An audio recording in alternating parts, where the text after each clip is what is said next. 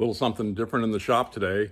I'm going to show you something. I went to use it today and I thought, hey, this is a handy little trick. Something I made about 20 years ago when I first started my foundry. I made a pattern and cast some defroster plates to give out as Christmas gifts to friends and family. Very popular. Everybody loves them.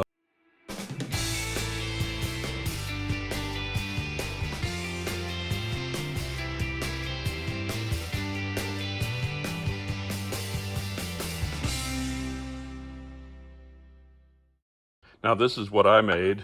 It's an aluminum plate. It's got fins on the bottom, you know, kind of a little ornate. It's kind of like a trivet would be where people would set a pot on, but you don't want to do that. It'll cool things off really fast. Here's the pattern that I made, just a simple wood pattern. That's my very first pattern and first parts I ever cast in my aluminum foundry.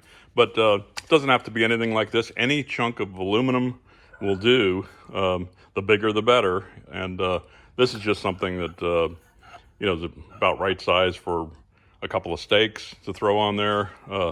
You know, bigger stuff. The more mass that the defroster plate has, the more effective it works. Now this, because I put fins on the bottom, you can set it in the sink in a shallow bit of water, and it acts like a much bigger heat sink. It transfers the heat from the water slowly through the plate and defrost it without ruining it. But I'm going to do a little experiment here and show you how effective this is. I've got set up here this defroster plate. I've got a bigger chunk of aluminum, quite a bit bigger in weight, and a glass of water, and also my granite surface plate. Just to show you they're all the same temperature to start with: 75 degrees,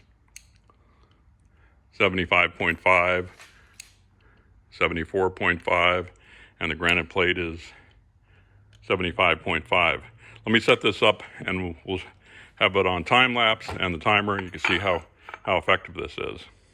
I've got ice in this cooler here, and I'll put a piece on the granite surface plate, a piece in the glass of water, a piece on this large heat sink, and a piece on the defroster plate, and I'll start the timer. And I'm going to put this on time lapse so you can see how quickly it goes. But as you can see, the ice cube is already melting on the defroster plate, not doing anything on the granite plate really yet.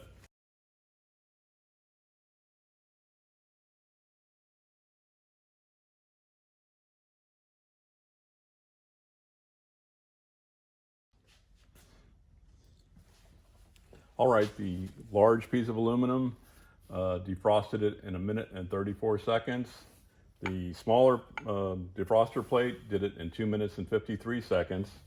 And as you can see, the ice cube on the granite is still pretty much intact, and even this one in the water is still floating. Okay, over 6 minutes later, there is still a remnant of ice in that glass. Well, over 10 minutes later, and the piece of ice that's on the granite is still there. It's getting small though. But the point is, you could get a piece of aluminum, go to the scrapyard, go to a machine shop, pick up a drop or something. Like here's a couple pieces I have, just random pieces from my shop. Would work perfect for it. Anything will work. You could throw a couple steaks on here, and between 20 and 30 minutes. From frozen to defrosted, where you could put them on the grill, come in pretty handy. Your wife will be amazed, and you'll be a hero. Anyhow, something a little different. I appreciate you coming by to visit, and we'll see you next time.